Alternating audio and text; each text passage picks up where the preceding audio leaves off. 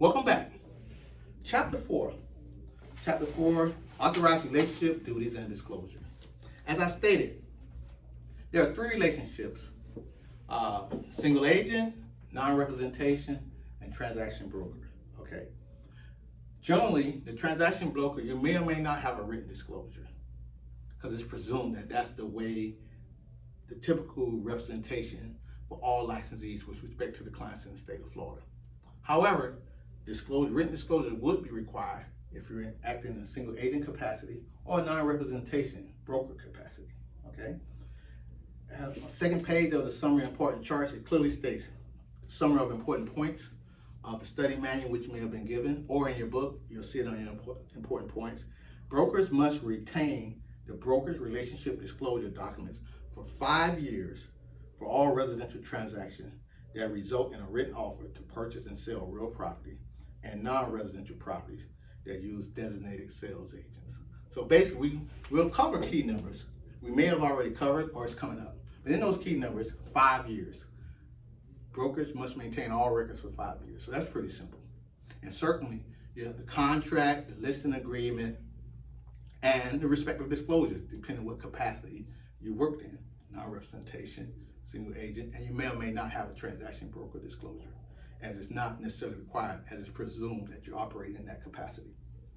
But the next phase, it says for residential transactions as well as non-residential transactions.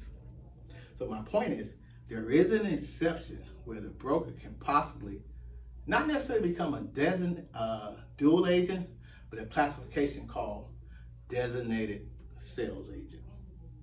And I'll read the line and I'll try to further expound upon it. In a non-residential transaction where the buyer and the seller each have assets of $1 million or more, the broker at the request of both the buyer and the seller may designate two sales associates to be designated sales associates.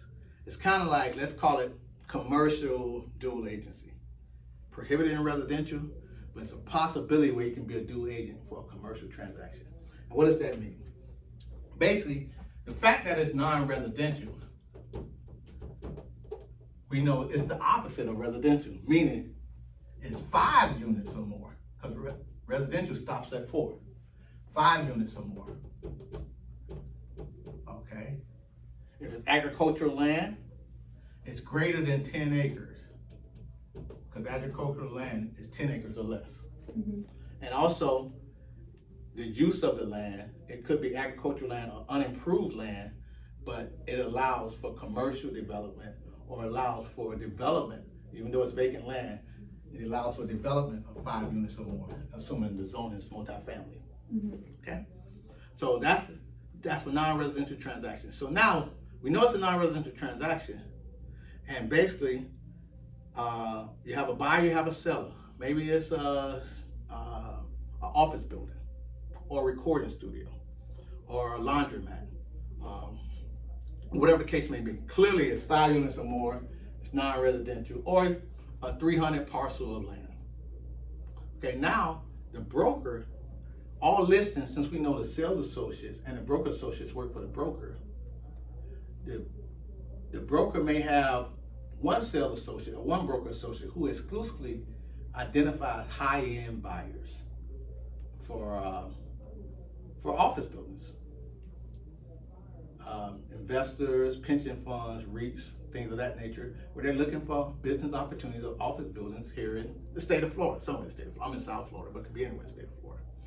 And that same broker may have another sales associate or broker associate in the office that has an expertise for a knack for getting listings of people who want to sell their office buildings. So the broker is the employer. He can have a designated sales agent for the buyer for all these high-end investors seeking to purchase business or commercial opportunities, non-residential in nature, in the state of Florida. And he also can have a designated sales agent for the seller or sellers for all the listings that this sales agent has an expertise, that this sales agent, being a broker associate, sales associate, has an expertise in acquiring these listings. But so in theory, it's like, how can you serve and facilitate both? Well, one, because the statute allows it. But what is the statute? But the statute is also saying it must be non-residential in nature, which I define the type of property, and both the buyer and the seller must both consent.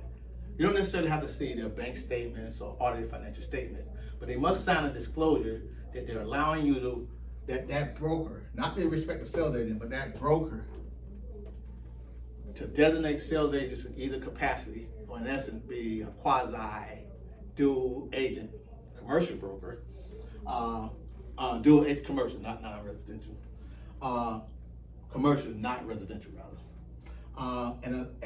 So both the buyer and the seller will sign that disclosure stating that they have assets of $1 million or more, and obviously that the property that's seeking to be acquired or obtained or sold or disposed of is non-residential in nature. So for every rule, there may be a possible exception. For every exception or every rule, it may be a possible question.